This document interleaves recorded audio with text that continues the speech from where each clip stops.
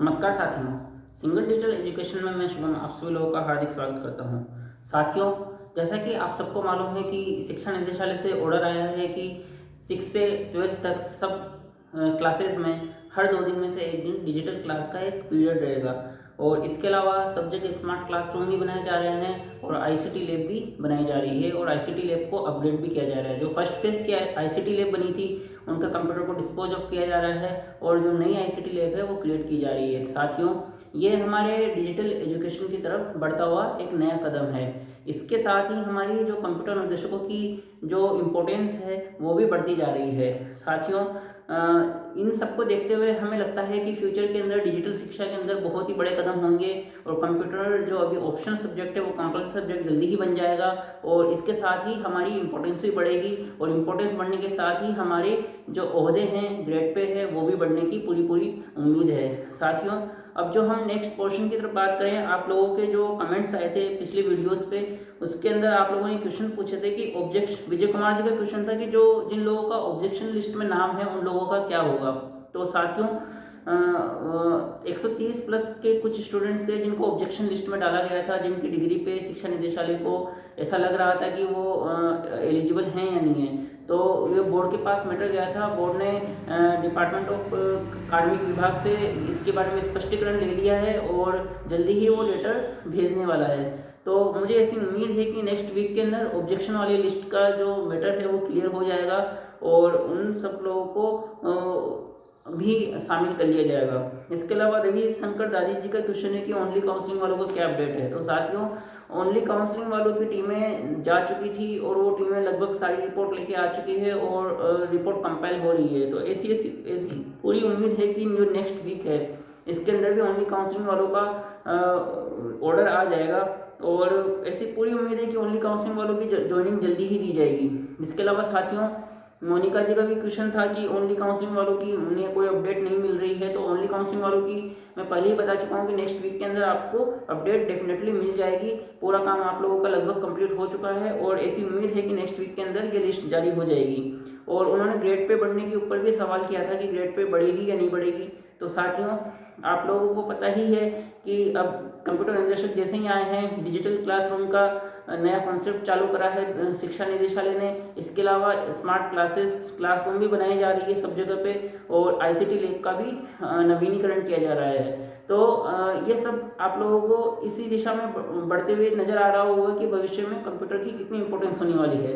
और कंप्यूटर की अगर इंपॉर्टेंस बढ़ेगी तो कंप्यूटर के पद पर जो है कंप्यूटर अनुदेशक, उसकी भी इंपॉर्टेंस बढ़ेगी और उसकी इंपॉर्टेंस बढ़ेगी तो जाहिर सी बात है ग्रेड पे जरूर बढ़ेगी, ग्रेड पे भी बढ़ेगी। इसके अलावा जो प्रमोशन की हायरार्की है वो भी चेंज होगी और भविष्य के अंदर हो सकता है कि हमारे कैडर के अंदर एक कुछ नए पद और जोड़े जाएं, ताकि जैसे जो ब्लॉक लेवल पे जो लोग बैठते हैं उनका भी एक पद जोड़ा जाए। इसके अलावा जो डीईओ ऑफिस में जो बैठते हैं उनका भी एक पद जोड़ा जाए। इस तरह से हमारे एक कैडर के अंदर एक नई हायरार्की क्रिएट की जाए। ऐसा पॉसिबल है और ऐसा पॉसिबल ही नहीं, ऐसा वाकई में होगा।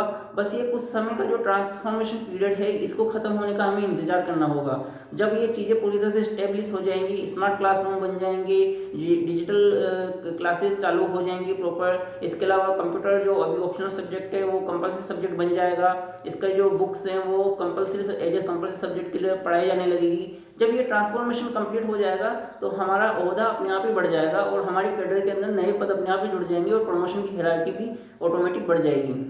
तो हमें थोड़ा सा सब्र बनाए रखना है और क्योंकि ये सबको पता है कि हम आगे का फ्यूचर हमारा ही है और हमें एक उम्मीद की किरण साफ दिख रही है। तो हमें निराश होने की बजाय अपने आप को इनकरेज करे रखे रखना है कि ग्रेड पे जरूर बढ़ेगी और हमारी पे हायरार्की भी बढ़ेगी और प्रमोशन की हायरार्की भी बढ़ेगी। ऋचा बस्सी का सवाल था कि संस्कृत विभाग के जो कंप्यूटर अनुदेशक हैं और एजुकेशन डिपार्टमेंट के जो कंप्यूटर अनुदेशक हैं उनमें फ़र्क क्या है।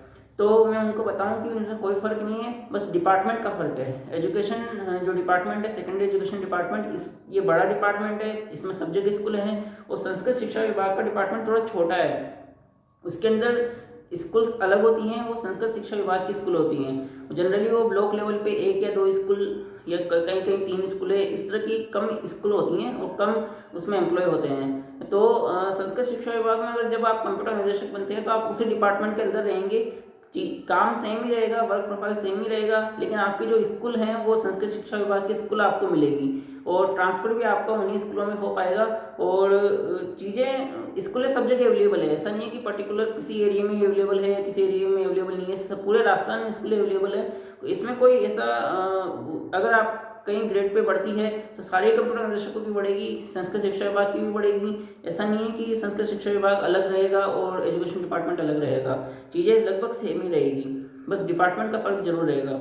इसके अलावा मनीष सैनी जी का सवाल था कि न्यू वैकेंसी कब आएगी बीसीआई की। तो साथियों, मैंने पहले वाली वीडियो में भी बताया था कि बीसीआई की न्यू वैकेंसी संस्कृत शिक्षा विभाग में तो अभी आने की पूरी उम्मीद है। 3000 के आसपास पद क्रिएट हुए हैं और इसकी पूरी उम्मीद है, क्योंकि अब डिजिटल एजुकेशन की तरफ एजुकेशन सेक्टर कदम बढ़ा चुका है, तो संस्कृत शिक्षा विभाग को भी डिजिटलाइजेशन करना पड़ेगा और उनको भी कंप्यूटर निदेशकों की भर्ती जल्दी ही निकालनी पड़ेगी। तो 3000 पद जो कंप्यूटर निदेशकों के संस्कृत शिक्षा विभाग में आने हैं वो तो जल्दी ही आ जाएंगे। इसके अलावा जो एजुकेशन सेक्टर है इसके अंदर नई वैकेंसी मुझे लगता है कि 1-1.5 साल 2 साल का वक्त लगेगा अभी, क्योंकि पहले सारी चीज़ें कंपाइल होगी, पहले अभी कोर्ट का ऑर्डर भी उनको कंपाइल करना है, उसके बाद जो पद खाली रहेंगे उनकी रिपोर्ट तैयार करनी है और नए पद क्रिएट करने हैं, कंप्यूटर लैब भी नई इस्टेब्लिश करनी है, स्मार्ट क्लासरूम बनाने हैं। तो इन चीज़ों के अंदर 1-2 साल का वक्त लगेगा, लेकिन 1-2 साल बाद ये पद श्योरिटी आप श्योर मान के चलिए कि वैकेंसी फिर से आएगी और इतनी ही बड़ी वैकेंसी होगी, क्योंकि हर सीनियर सेकेंडरी स्कूल और सेकेंडरी स्कूल सब जगह जहाँ भी 6 क्लास से ऊपर की जो भी स्कूल्स रहेंगी उन सब में कंप्यूटर अनुदेशकों का पद क्रिएट किया जाएगा। क्योंकि डिजिटल एजुकेशन देनी है तो स्मार्ट क्लासरूम बनाने हैं, तो हर स्कूल के अंदर कंप्यूटर अनुदेशक का पद जरूर क्रिएट किया जाएगा। इतनी सारी स्कूलें हैं, अभी कुछ ही स्कूलों को सेलेक्ट किया गया है, सारी स्कूलों को सेलेक्ट किया जाना बाकी है। तो आप ये मान के चलिए कि जल्दी ही नई वैकेंसी आएगी और इतनी ही बड़ी वैकेंसी आएगी। आप अपनी तैयारी कंटिन्यू करते रहिए और तैयारी को बनाए रखिए, जैसे ही वैकेंसी आएगी आप एग्ज़ाम के लिए अपने आप को प्रिपेयर कर लीजिए। तो साथियों, आज का वीडियो के अंदर मेरा इतना ही था कि हमारा फ्यूचर ब्राइट है, स्मार्ट क्लासरूम बन रहे हैं, 6 से 12 तक डिजिटल क्लासेस का पीरियड चालू किया गया है और इसके अलावा कंप्यूटर अनुदेशकों की इम्पोर्टेंस को और महत्व दिया गया है। आप लोगों का कोई भी डाउट हो तो आप मुझे कमेंट करके ज़रूर बताएं। आप लोगों को कुछ अच्छा लग रहा हो तो वो भी कमेंट करके बताएं, कुछ आपको नेगेटिव फील हो रहा हो तो वो भी कमेंट करके बताएं। इसके अलावा आप लोगों को परेशानी आ रही हो जो नए कंप्यूटर निदेशक बने हैं या कुछ कंप्यूटर निदेशक बनने से रह गए हैं, वो सब भी कमेंट करें। और जानकारी पसंद आ रही हो तो चैनल को ज़रूर सब्सक्राइब करें, वीडियो को लाइक करें, इसे ज़्यादा से ज़्यादा लोगों तक शेयर करें। अभी के लिए इतना ही, आगे फिर नए अपडेट के साथ मैं आपको मिलूंगा। धन्यवाद साथियों।